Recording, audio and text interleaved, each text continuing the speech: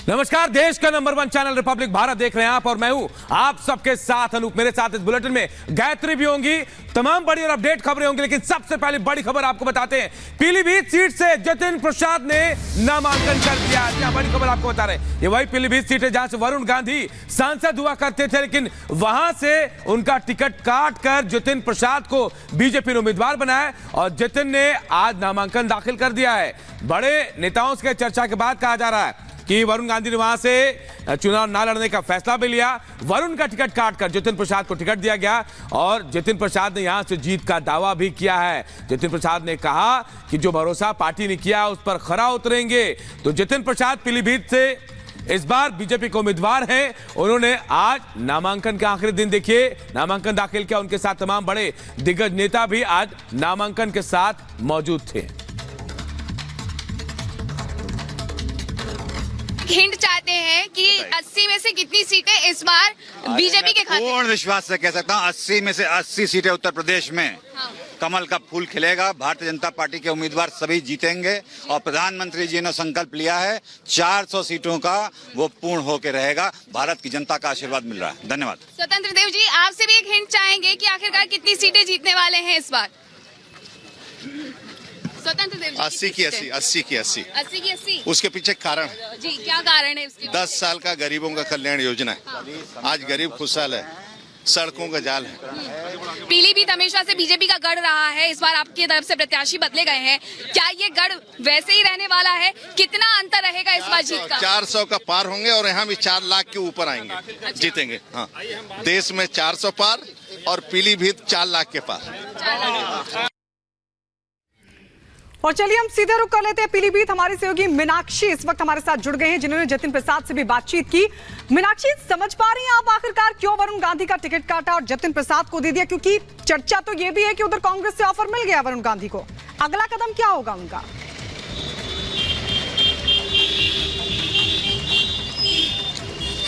कहते देखिए, ये हमेशा से बीजेपी का गढ़ रहा है और ऐसे में गढ़ में चुनाव लड़ रहे हैं, क्योंकि जतिन प्रसाद की अगर हम बात करते हैं तो उनकी साफ सुथरी छवि रही है और इसके पहले भी वो लोकसभा के चुनाव लड़ चुके हैं, जीत चुके हैं, मंत्री भी रह चुके हैं। अब ऐसे में जब उन्हें बीजेपी ने यहाँ से भरोसा जताया, यहाँ से टिकट दिया है, तो वो कहीं ना कहीं जो लोकसभा के पहले विधानसभा चुनाव हुए थे 2022 के, उसको भी ध्यान में रखा गया है कि विधानसभा चुनावों में पश्चिमी यूपी, जिसमें सबसे ज्यादा ये लग रहा था कि बीजेपी जीत दर्ज कर पाएगी या नहीं कर पाएगी, वहां जतिन प्रसाद ने एक अच्छा खासा रोल प्ले किया और उसी के साथ साथ अब देखिए पीडब्ल्यूडी मिनिस्टर का रोल भी निभा रहे थे। वो यहाँ यूपी सरकार में मंत्री थे, पीडब्ल्यूडी मिनिस्टर, जो कि दूसरे नंबर का मंत्री कहा जाता है। और अब ऐसे में जब उन्होंने यहाँ से नामांकन भरा है तो उनके नामांकन के दौरान अच्छी खासी भीड़ थी। हालांकि अंदर ये कलेक्ट्रेट परिसर है, यहाँ अंदर से 4 लोगों को जाने की इजाजत थी। ऐसे में जतिन प्रसाद का यही कहना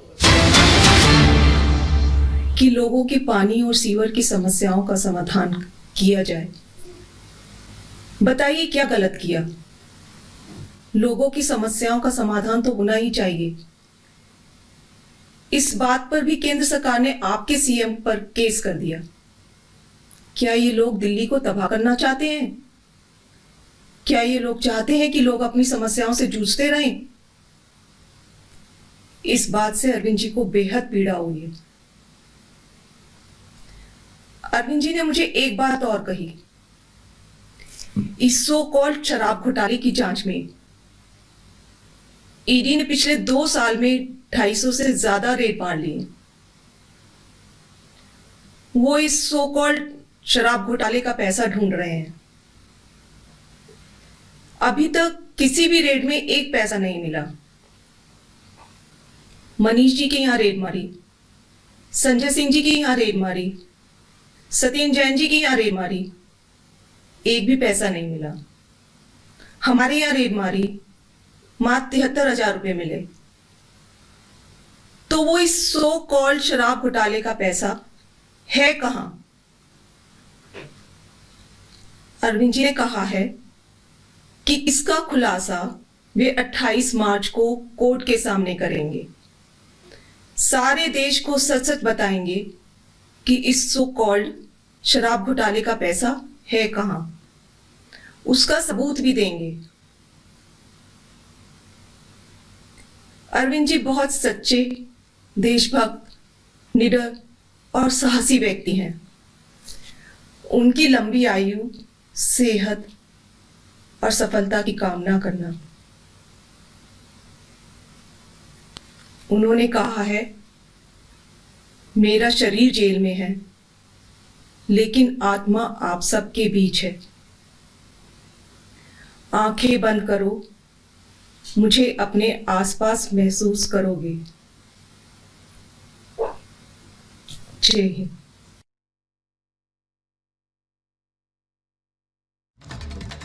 केजरीवाल को आप सुन रहे थे, सुनीता केजरीवाल, जिन्होंने प्रेस कॉन्फ्रेंस की और केंद्र सरकार पर हमला किया।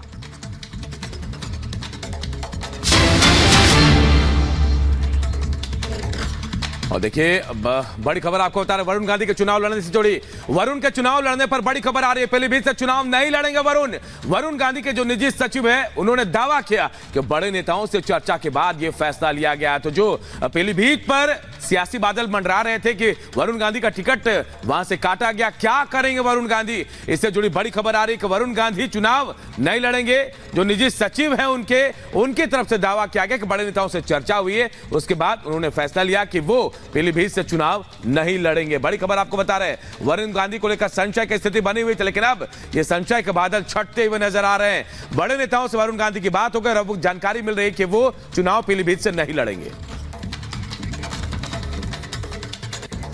तो पीलीभीत में फंस गए वरुण गांधी, वहां से चुनाव नहीं लड़ेंगे, यानी 2024 का अब जो रण है वो सज चुका है। पहले चरण के लिए ज्यादातर जो प्रत्याशी हैं वो चुनावी मैदान में उतरने के लिए अपनी कमर कस चुके हैं। चुनाव आयोग ने बिहार को छोड़कर पहले चरण के तहत आने वाली जो तमाम लोकसभा की सीटें हैं वहां पर आज नामांकन की जो आखिरी तारीख है वो तय कर रखी है। लेकिन इस सब के बीच कुछ लोकसभा सीट ऐसी भी हैं जहां कई दिग्गज नेता चुनावी चक्रव्यूह में फंस गए हैं, और ऐसी एक सीट है पीलीभीत लोकसभा सीट, जहां पर बीजेपी ने मौजूदा सांसद, जी हां, वरुण गांधी का टिकट काट दिया है। अब सवाल यह है कि इस चुनाव को आखिरकार कैसे वरुण गांधी तोड़ पाएंगे। रिपोर्ट आपको दिखाते हैं।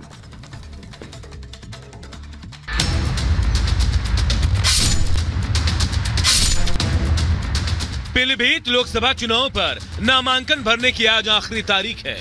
बीजेपी ने इस बार पीलीभीत लोकसभा सीट से बीजेपी सांसद वरुण गांधी का टिकट काटकर जितिन प्रसाद को अपना उम्मीदवार बनाया है। बीजेपी के इस फैसले से अब वरुण गांधी के सामने दोराहे की स्थिति है, क्योंकि अगर वो निर्दलीय चुनाव लड़ने का फैसला लेते हैं तो इसका नकारात्मक असर सुल्तानपुर सीट से बीजेपी के टिकट पर चुनाव लड़ रही उनकी मां मेनका गांधी पर होगा, और अगर वो चुप्पी मार जाते हैं तो उनके हाथ से पारंपरिक सीट निकल जाएगी। चुनावी चक्रव्यूह में फंस गए वरुण गांधी। पीलीभीत में नामांकन की आखिरी तारीख, पक्ष विपक्ष की वरुण पर टिकी निगाहें। आज क्या फैसला लेंगे वरुण गांधी?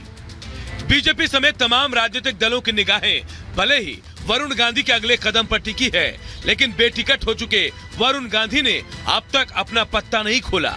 वो खामोश हैं। हालांकि राजनीतिक विश्लेषकों के मुताबिक वरुण गांधी के पास बहुत ज्यादा विकल्प भी मौजूद नहीं है, क्योंकि अब सपा बसपा ने भी पीलीभीत लोकसभा सीट के लिए अपने अपने प्रत्याशियों के नाम की घोषणा कर दी है। पीलीभीत से कौन किसका उम्मीदवार? सपा से भगवत शरण गंगवार, बसपा से अनीस अहमद खान उर्फ फूल बाबू। वहीं पीलीभीत में बीजेपी का खेल खराब करने के लिए कांग्रेस ने जरूर वरुण गांधी की तरफ पासा उछाल दिया है और उन्हें अब पुरानी बातों को भूलकर कांग्रेस में शामिल होने का न्योता दिया। कांग्रेस की तरफ से पार्टी के वरिष्ठ नेता अधीर रंजन चौधरी ने वरुण गांधी की तारीफ करते हुए कहा है कि वरुण गांधी साफ छवि वाले नेता हैं। यदि वो कांग्रेस में शामिल होते हैं तो पीलीभीत से टिकट से इनकार नहीं है। जाहिर तौर पर कांग्रेस का इरादा वरुण के जरिए पीलीभीत में बीजेपी को नुकसान पहुंचाना है, लेकिन इसमें कोई शक नहीं कि राजनीति की हर चाल समझने वाले वरुण कांग्रेस की यह चाल भी खूब समझ रहे होंगे। इसीलिए वरुण का खेमा खामोश है। बहरहाल लोकसभा चुनाव के लिए नामांकन के 4 सेट खरीद कर मंगवाने वाले वरुण गांधी का अगला कदम क्या होगा, ये दोपहर 3 बजे से पहले तय हो जाएगा। फिलहाल हवा का रुख देखते हुए माना जा रहा है कि जिस तरह से वरुण गांधी और बीजेपी दोनों ने एक दूसरे को लेकर चुप्पी साध रखी है, जरूर सब कुछ पहले से तय हो चुका है। Bureau report, Republic Bharat.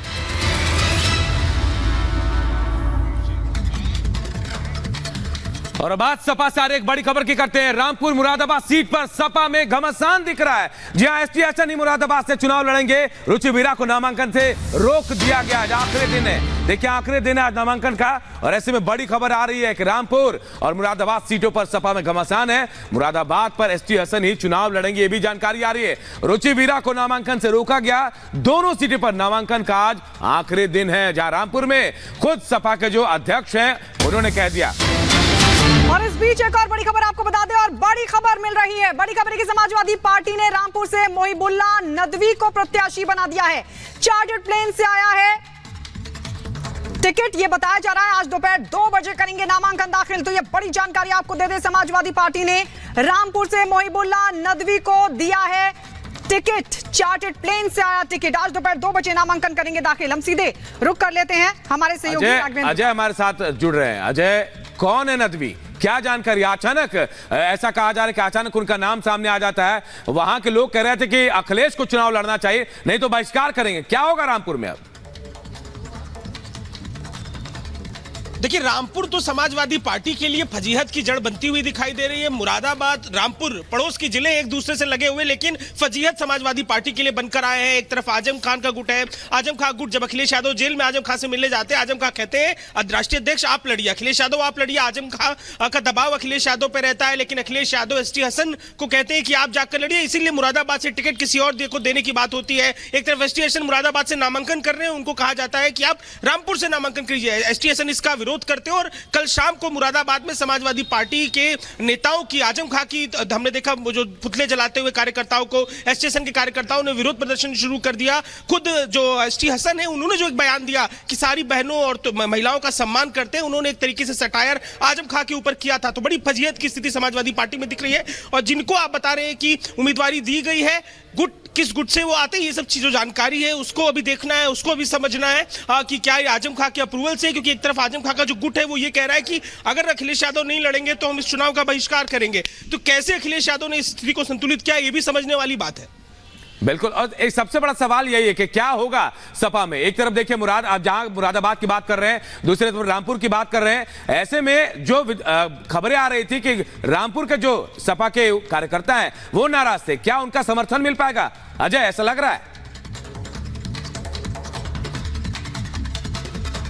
बिल्कुल संतुलन अभी जो इसमें की पर्सन है अखिलेश यादव है। संतुलन साधने के लिए वो तमाम वहां के जो मौलवी हैं रामपुर के, इसके अलावा जो उनके कैडर के लोग हैं, जो समाजवादी पार्टी कैडर के लोग हैं, जो दो फाड़ है समाजवादी पार्टी में, एक तरफ आजम खां के गुट के लोग हैं, दूसरे समाजवादी धड़े के जो लोग हैं, उनसे संवाद करने की कोशिश कर रहे हैं, संतुलन साधने की कोशिश कर रहे हैं। इस कड़ी में तेजप्रताप यादव का नाम भी आया था परिवार की तरफ से, लेकिन जब मनाही कर दी गई कि नहीं तेजप्रताप यादव नहीं लड़ेंगे रामपुर से, तो वो नाम पीछे हट गया। अभी की स्थिति में जो व्यक्ति जिन्होंने पर्चा लिया है कह रहे हैं कि वो पर्चा भरने बिल्कुल बिल्कुल अजय, हम आपके पास रुक करेंगे, लेकिन सबसे बड़ा सवाल यही है कि आखिर अभी तक इतना असमंजस क्यों है। आइए बढ़ते आगे और आपको यह भी बता दें कि पंजाब कांग्रेस को बड़ा झटका लगा है। पंजाब कांग्रेस का लगा है बड़ा झटका। लुधियाना से सांसद रवनीत सिंह बिट्टू कांग्रेस को अलविदा कहकर बीजेपी में शामिल हो गए हैं। रवनीत के बीजेपी में शामिल होते ही कल तक जो बिट्टू के करीबी थे, आज वही उन पर तंज भी कस रहे हैं, क्योंकि उन्हें पता है कि लुधियाना में अब कमल खिलना तय है। रिपोर्ट आपको दिखाते हैं।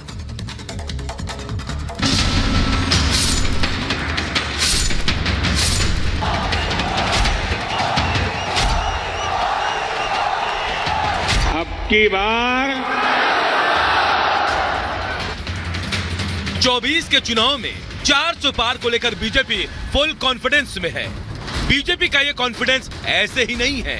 लोकसभा चुनाव अब सिर पर है, लेकिन कांग्रेस को लगने वाले झटके थम नहीं रहे हैं। कभी इंडी नेताओं की बगावती सुर बुलंद हो जाते हैं, तो कभी अपने ही हाथ का साथ छोड़ दे रहे हैं, और मोदी का कुनबा लगातार बढ़ रहा है।